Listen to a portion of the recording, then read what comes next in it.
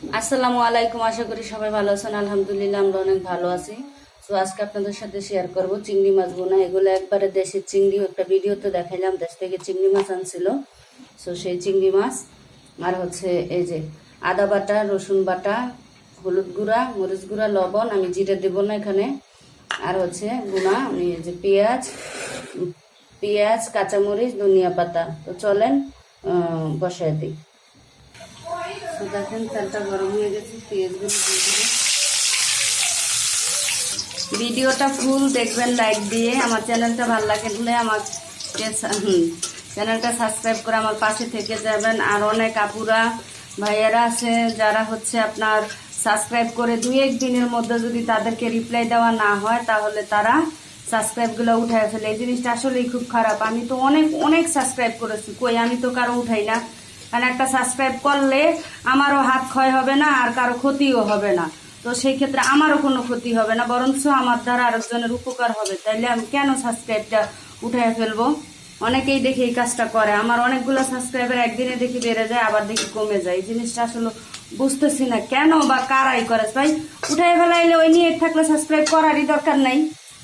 তো আমার পেঁয়াজটা হয়ে গেছে, আমি মশলাগুলো দিয়ে দিলাম।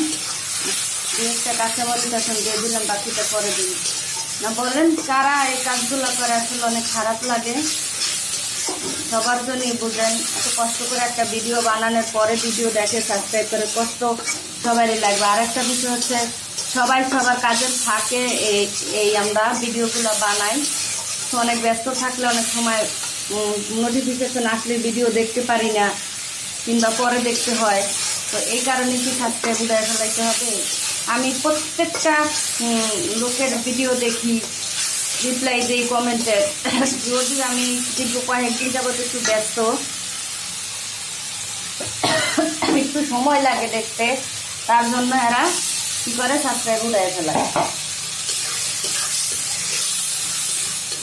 টমেটো দিলে আরো বেশি টেস্টি হতো, সুন্দর হতো। কারণ হচ্ছে বাজারে এমন টমেটো রাবারের মতো দেখায়, তো ছোটো ছোটো সাদা সাদা, দেখতেই ভালো লাগে না। এই কারণে আর নিলাম না।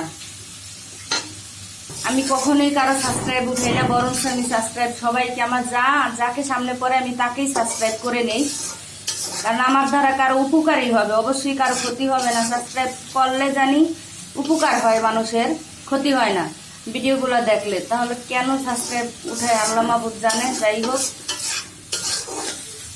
তো দেখেন কষানো হচ্ছে, আমি একটু ঝোল দিয়ে দিব। চিংড়ি মাছ আমি বড় চিংড়ি হলে একেবারে সেটা আমি ভেজে রান্না করি। তাছাড়া আমি চিংড়ি মাছটা ভাজি না, ভাজলে আমার কাছে শক্ত মনে হয়। কারণ চিংড়ি মাছ ভাজার কি আছে, এইভাবেই তো হয়ে যায়। তো হতে থাকে। দেখেন আমার চিংড়ি মাছটা হয়ে আসছে। আমার একটু একটা কাঁচামরিচ দিয়ে দিচ্ছি, ধনিয়া পাতাটা দিয়ে দিচ্ছি। তো আমার চিংড়ি মাছ হয়ে গেছে, আমি উঠিয়ে নেব। একবারে শুকনো করলে বেশি মজা হয়, তো সেটা টমেটো দিলে শুকনো করলে আমার কাছে মনে হয় ভালো হয়। আমি এরকমই রাখবো, উঠিয়ে নেব। সো দেখেন এই হচ্ছে আমার চিংড়ি মাছটা হয়ে গেছে। আমার ভিডিওটা ভালো লাগলে আমার চ্যানেলটা সাবস্ক্রাইব করে আমার পাশে থাকবেন। আর আমার কথাতে ভুল ত্রুটি হলে সবাই ক্ষমার দৃষ্টিতে দেখবেন। আল্লাহ হাফেজ।